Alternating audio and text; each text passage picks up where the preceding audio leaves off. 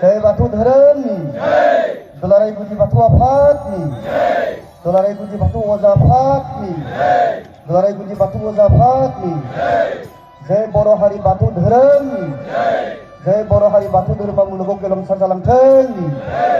गोथार फिरफिलानि सिङावनो थानानै जेब्लाबो जै जै मैमोलाबाजों दावगालांबाय थानो हाथों जय बाथौ अजा आफादनि जय गागि आफादनि लाइमोन आफादनि माइनाव आफादनि बाथौ धोरोमनि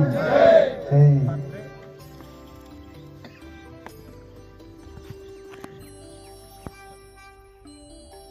क'क्राझार जिल्ला दुलाराय गुदि बाथौ अजा आफादनि मानगोनां आफादगिरि लावगा नार्जारि बिथांखौ दिनैनि बे गोथैसि बावजेननाय बेखौ हाबाफारिखौ आवगायनो थाखाय आं खावलायहरनाय जायो आफादगिरिजों लोगोसे बाहागो लाफानो खावलायदों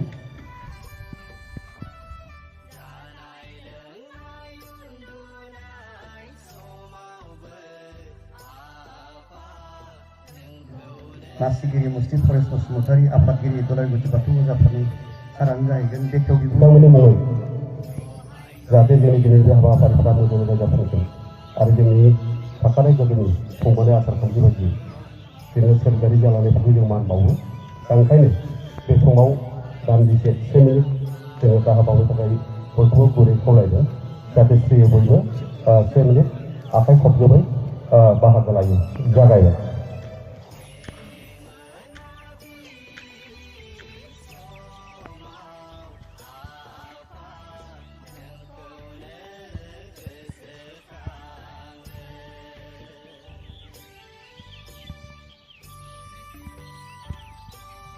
जासि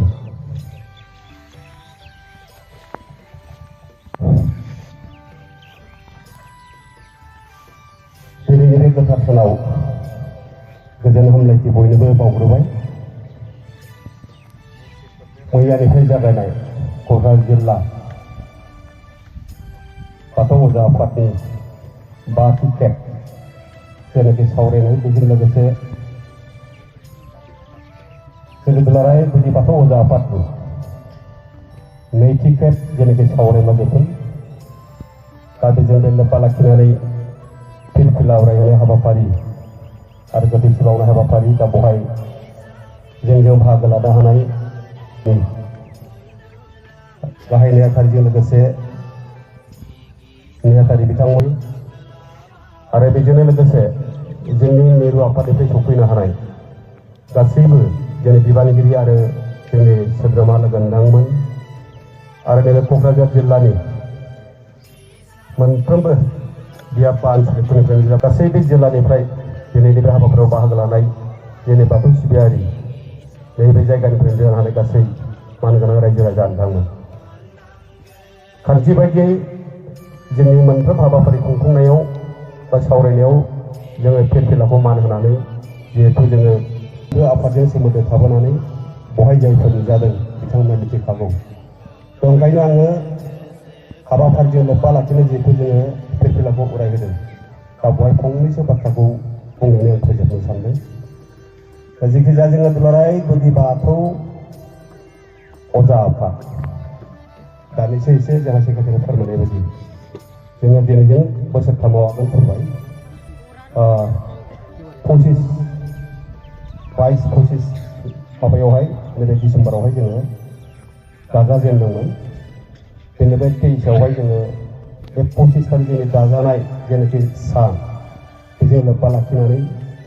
चिरां जिल्लानि गांफोरनि बे बाथौ क्लाबाव खनसे खुंजादों आरो बे दिनै फैयै फैयै 2थि खेब क'क्राझार जिल्लानि नैबे काकरमारि माइनाव आनसलिकनि नैबे काकरमारि जायगायाव जोङो खुंनो सुबिदा मोनदों दा बेवहाय मानगोनां जोंहा बानजाय आफादनि आफादगिरि नेहाथारि आरो गासै मावथि बिथांमोननिसिम आं साबायखर बावबाय दा फिरफिलाया जोङो मानो उरायो होनना बुङोब्ला जों मोनफ्रोमबो आफादानो मोनफ्रोमबो गौथुमारिफ्रा गावबागाव मोनफा मोनफा मोनसे बिदिन्थि हिसाबै बे फिरफिलाखौ जोङो बानायनानै लायो थ' बिदिनो दिनै दुलाराय गुदि बाथौ आफादाबो बे फिरफिलाखौ जोङो बानायनानै लादों दा बेवहाय मोनथाम गाबजों होनाय जादों दा गाबा जेखियानो जाया बे गावबागाव मोनफा मोनफा मोनसे सायख'नानै लानाय जायो बिभिन्न रोखोमनि गोबां रोखोमनि ओंथिफोरखौ लानानै दा जों बेवहाय मोनथाम गाबजों लादों दा बे मोनथाम गाबनि जेनाखि जोंनि बेखेवथि दा बेखौ हयथ' शुद्ध भाबै आंबो फोजोबनो एसे आख'थिखौ जागोन खारन जों बेवहाय एसे सावरायनो दाबो दंबाय थायो ओरैनो साधारनथे जोङो बे मोनसे फिरफिलानि सिङाव थानानै बिनि सिङावनो जोङो मान होनानै गासैबो आफादफोरनि जेनाखि मावनांगौ हाबाफारिफोर बे हाबाफारिखौ जाहाथे जोङो बे फिरफिलानि सायायाव मोनसे समायखेरानि गेजेरजों मोजाङै मावफुंलांनो हायो गोथार गोसोजों सैथोनि लामाजों जाहाथे जों आगान सुरनो हायो जोङो बेखौ मिजिंथियो बे हिसाबै जोङो फिरफिलाखौ अराय होबाय दा बेवहाय ओरैनो जेनेरेलि माखासे गाबखौ बुंनो थाङोब्ला जोङो गोमोखौहाय मा होनगोन जों बुंनो नागिरदों बर' बाथौआरि हिसाबै मंगलियान हारिनिफ्राय फैनाय गोमो गाबनि जों मंगलियाननि मोनसे गाब बुंनो नागिरदों बेबो नंखाय नङा आरो बेराफारसेथिं जोङो बुंनो थाङोब्ला गोमोनि अर्थाथ' बे सेक्रिफाइसआव गोलैयो जोङो बे बावनाय दा बे रोखोमनि आवगायावथ' एसे सावरायनांगौ थागोन जों जायखौ थि खालामो बे आरो गेजेरखौ जायखौ जों गुफुर लादों बे गुफुराथ' मोनसे गोथार सैथोनि मोनसे नेरसोन दा बे हिसाबै लादों ओमफ्राय दा बेवहायनो मोनसे जोङो जेरै दुलाराय बाथौ आफाद हिसाबै जोङो बाथौनि बेवहाय मोनसे एमब्लेम दङ दा बेवहाय बाथौनि बेवहाय छबि दङ दा बे गाहायाव जे लाइगांनि अर्थ'खौ जों मोननै मोनथाम बेवहाय फकास खालामदों दा जों बबे थिग जागोन बुंस'नो हाया फारसेथिं सोरजिनि मोनसे खान्थि हिसाबै जोङो जिबा थांना थायो हिसाबै मोनसे दैनि मोनसे बिदिन्थि हिसाबै लादों आरो नेचार बे सोरजिनि थांनानै थानाय गोथां महरै जितु लाइगां हिसाबै जोङो बे मिथिंगाजोंबो रुजुदों आरो दा बिदि जोङो बेखौ एसे सावरायनायनि अबस्थायाव दङ दा नैबेनो थार होननानै दा जों आफाद हिसाबै जिहेतु मिरु दुलाराय गुदि बाथौ आफादावनो बे मोनसे नैबेथार होननाय जिनिसखौ जों दाबो फोजोबनो हायाखै